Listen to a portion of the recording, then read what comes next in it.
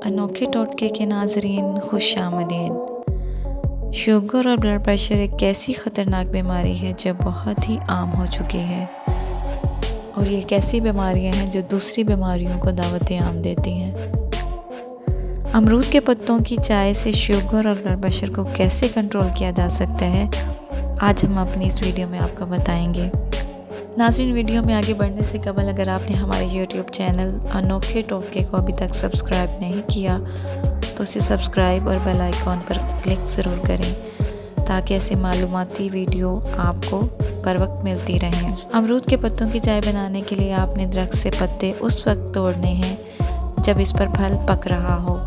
इन पत्तों को धूप में रख कर खुश्क कर लें और इनका चूरा बना लें और खोलते हुए पानी में दम देकर चाय तैयार करें। इसका इस्तेमाल दिन में 2 से 3 मरतबा कर सकते हैं। इंशाल्लाह ज़रूर फ़ायदा होगा। ऐसी मज़ीद मालूमाती वीडियोज़ देखने के लिए अनोखे टोटके को सब्सक्राइब और बेल आइकॉन पर क्लिक ज़रूर करें।